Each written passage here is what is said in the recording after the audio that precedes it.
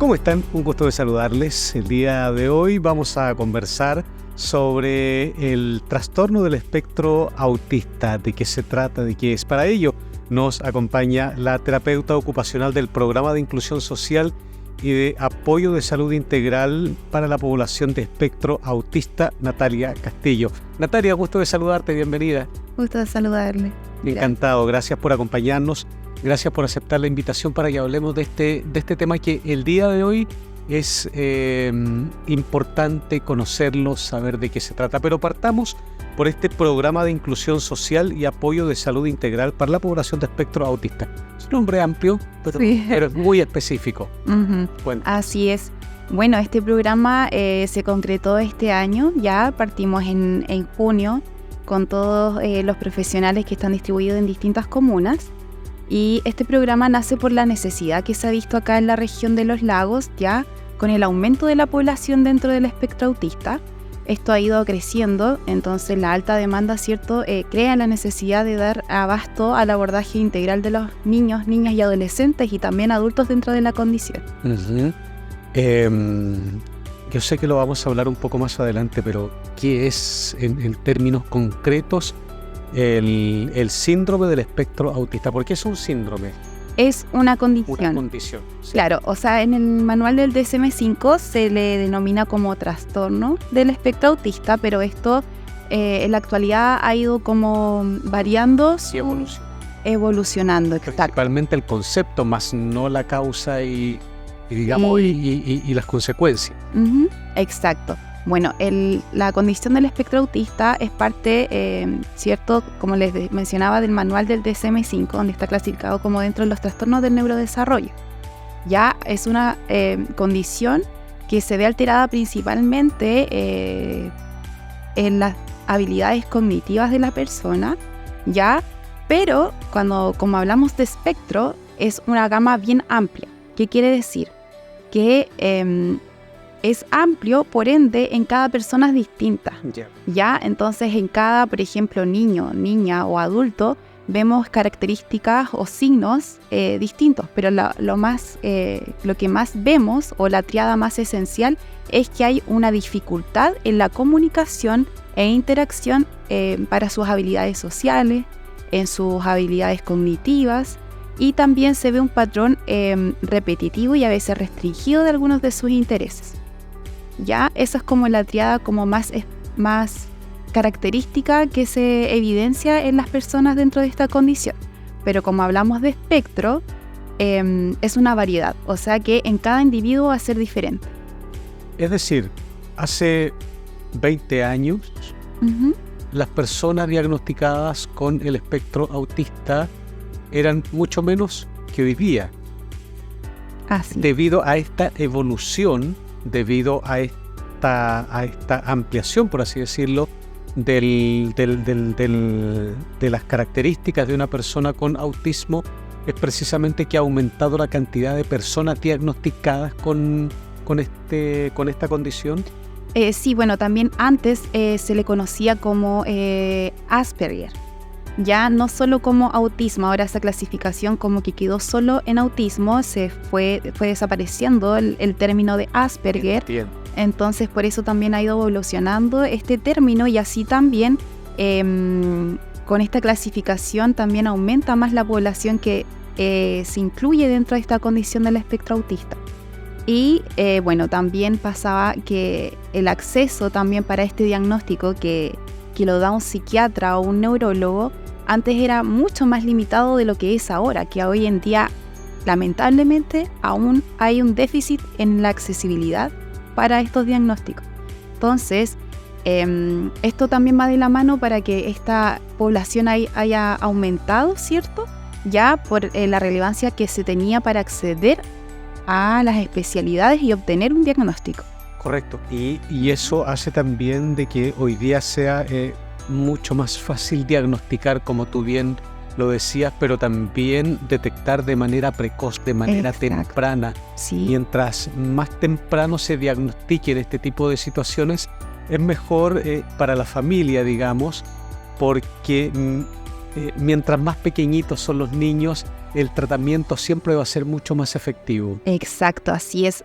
Mientras antes se diagnostique, es mucho mejor para favorecer el proceso terapéutico, para realizar el proceso de intervención con los distintos profesionales que se desenvuelven en esta área, con psicólogos, fonoaudiólogos, terapeutas ocupacionales y así otras disciplinas también, pero es muy, muy relevante que esto sea detectado de manera temprana.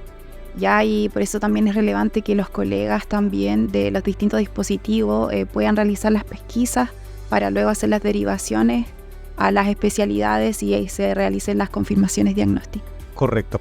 Estamos conversando en la entrevista municipal de esta semana con Natalia Castillo. Ella es terapeuta ocupacional del Programa de Inclusión Social y Apoyo de Salud Integral para la población de o con espectro autista. Vamos y volvamos a este programa. ¿Cómo se accede a este programa acá en la comuna de Frutillar? Actualmente, estamos como en la primera etapa. Por ende, si bien el programa abarca tanto a niños, niñas, adolescentes y adultos dentro de la condición del espectro autista, en esta primera etapa, nuestro programa acá en la comuna de Frutillar va a dar priorización a la primera infancia, ya, es decir, a niños y niñas de los 0 a 6 años. Ya, para acceder, nosotros ya contamos con un catastro de todos los pacientes de la comuna que están dentro de esta condición. Por ende, ya hicimos una priorización y ese listado fue enviado a SOME del CESFAM. Por ende, esas horitas van a confirmarse y a llamar a las personas desde SOME del CESFAM. ¿Ya? Natalia, ¿es posible saber las cifras de este catastro comunal? Sobre los 130, 150, solo de pacientes confirmados, porque también hay sospechas. Ya, o sea que la población es harta y va en aumento, porque nosotros tenemos esta pesquisa aproximada, todavía no tenemos el catastro total, porque nos falta también que de los contextos educativos nos hagan llegar los listados de los pacientes que están confirmados con autismo. Y de mucha gente que simplemente no quiera reconocer de que algún familiar, de que algún hijo también se da. Tenga esta condición. Sí, pasa mucho en los papitos y mamitas, que totalmente comprensible, que se niegan de tener un diagnóstico, lo rechazan y hay un duelo frente a este diagnóstico por el tema de afrontar de que mi hijo tiene una condición que quizás se va a encontrar con muchas más barreras que cualquier otro niño. Entonces está este miedo, esta pena también porque uno siempre, yo creo que espera que su hijo nazca en las mejores condiciones, claro. Sí. Entonces sí, efectivamente para los papitos y mamitas es un tema abordar, aceptar este diagnóstico. ¿Es una enfermedad el espectro autista?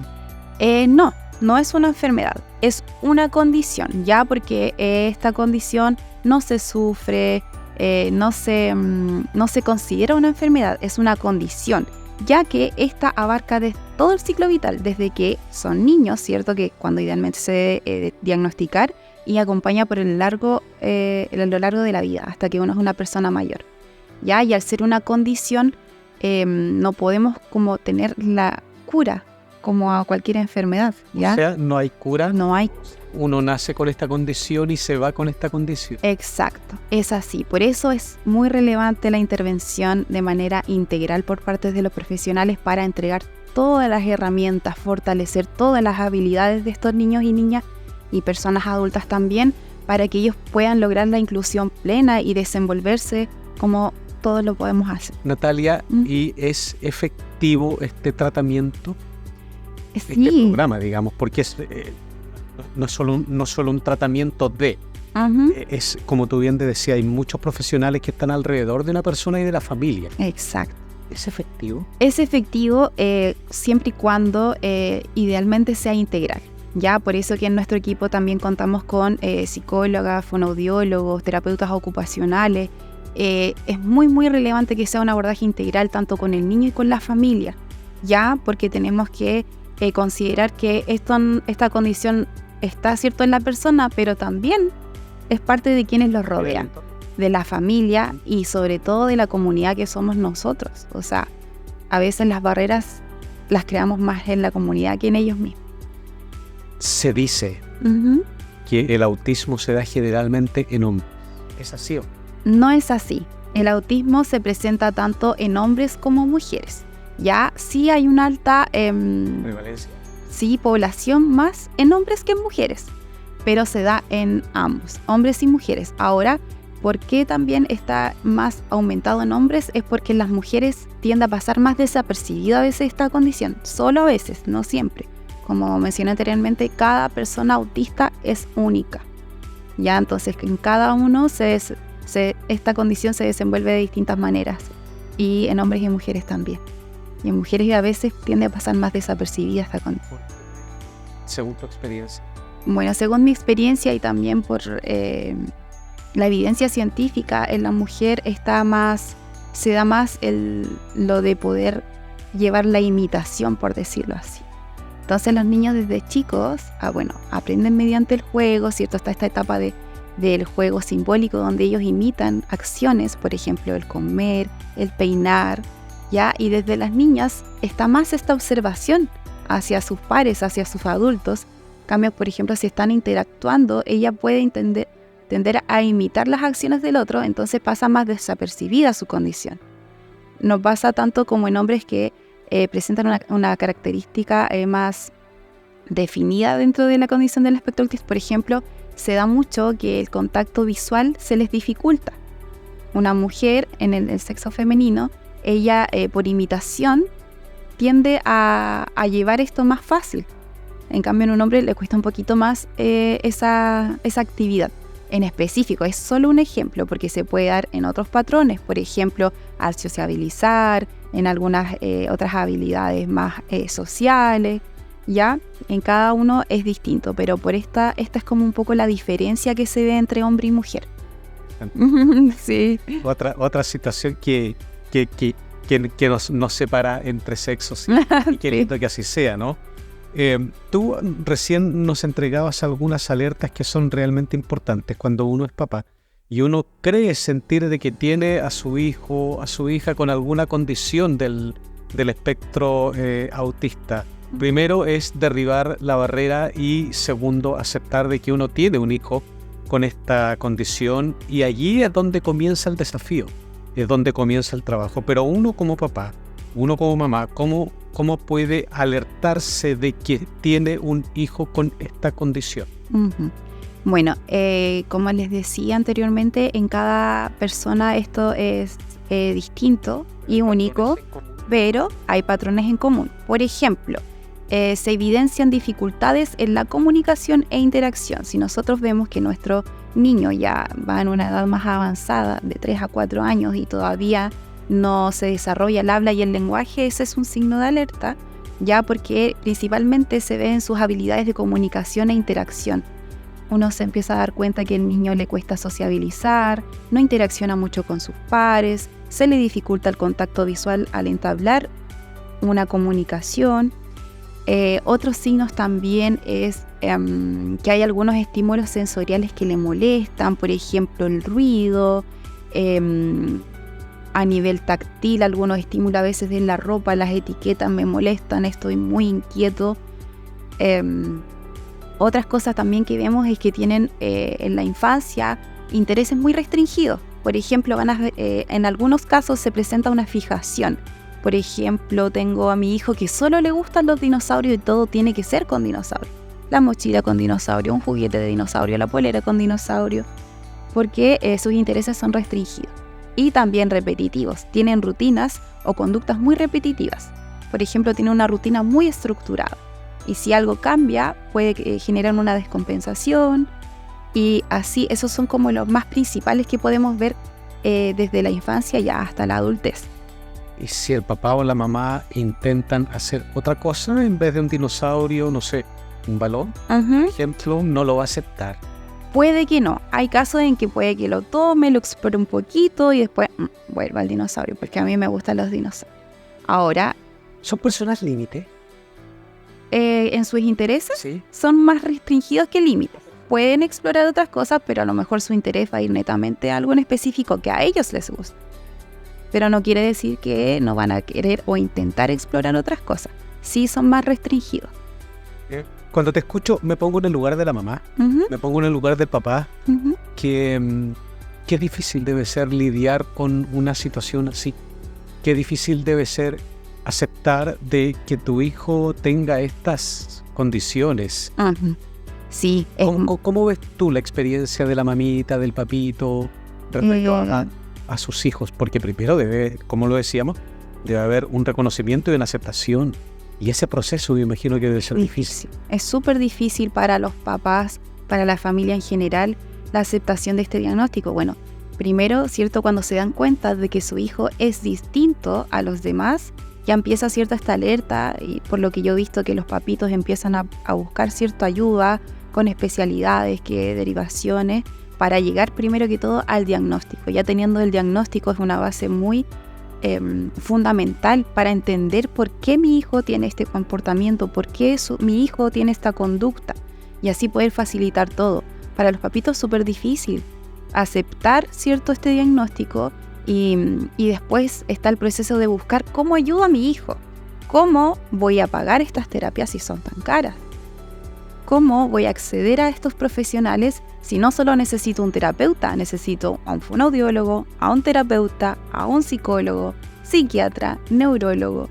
Entonces los papitos se ve mucha frustración, mucha preocupación, porque yo creo que todos los papás quieren entregar lo mejor a su hijo. Entonces, claro, mucha frustración, cansancio también, porque los papitos cuando, cada uno de sus hijos presenta una conducta distinta, pero también está de cómo el niño se comporta en casa y cómo es el momento en que ellos quieren llevarlo a algún lugar público y el lugar público no está apto para su condición. Muchas veces vamos a un lugar donde está lleno de ruidos, lleno de estímulos visuales y cosas que a los niños dentro de esta condición les puede molestar y no les permite desenvolverse de una manera óptima. En los hermanitos, pues en base a mi experiencia, yo he visto de que son súper apañadores con sus hermanos. Sí, yo creo que sí. Bueno, los papás igual, pero congenian tan bien y los conocen tan bien de qué cosas les gusta y qué no les gusta, y los tratan de incluir, de que tú también puedes hacer esto. Y también se da en el contexto educativo, cuando niños, ¿cierto? Con o sin hermanos, pero en este caso que asisten a un mismo colegio de su hermano, también es una fortaleza súper grande, porque también está como ese apoyo en caso de que el niño necesite a alguien quizás más cercano, quizás su hermano puede recurrir a él, ya que en un contexto educativo donde hay muchos niños, muchas diversidades de niños, es difícil también para ellos desenvolverse totalmente. Entonces, igual ahí es importante reforzar mucho lo que es la inclusión en estos contextos, adaptar para que ellos puedan concretar su desarrollo pleno. Físicamente, ¿dónde está el programa de inclusión social y apoyo de salud integral para la población de espectro autista acá en Frutillar? Estamos ubicados en Ramón Valenzuela Undurraga 112. Esa es nuestra dirección allá en Villa Los Volcanes, en Frutillar Alto. Ahí estamos ubicados y, como mencioné anteriormente, por ahora en esta primera etapa vamos a llamar a los pacientitos que ya tienen la confirmación diagnóstica, pero también es importante mencionar que los pacientes con sospecha también van a ser atendidos, ya también van a ser llamados a medida vayamos avanzando, ¿cierto?, en estas etapas. Y quiero mencionar que para los pacientes que tienen la sospecha diagnóstica, para poder ingresar a Casa TEA, el profesional quien realiza la pesquisa de esta sospecha es quien va a llenar una ficha y va a hacer la derivación pertinente para que se pueda hacer el ingreso y realizar la evaluación, que prontamente esperamos contar con la batería de la 2.2, que es una evaluación que se está realizando para apoyar el diagnóstico, para que sea más certero, ¿cierto? Y la mamita, el papito que en este momento que está viendo esta entrevista, que la está escuchando, tenga alguna duda, ¿qué es lo que tiene que hacer? ¿Qué es lo primero que tiene que hacer? Nosotros tenemos redes sociales donde también estamos difundiendo información, tenemos nuestro correo, nuestro teléfono donde se pueden contactar. Ya, es el 86 91 12 18. Ahora, ¿Más 569? Sí, celular. Sí. Nosotros estamos siempre pendientes al celular Sin embargo, como vamos a comenzar con las atenciones, puede ser que no contestemos inmediatamente, pero nos pueden dejar también un mensajito, algún correo o escribirnos en las redes sociales y nosotros vamos a estar respondiendo oportunamente.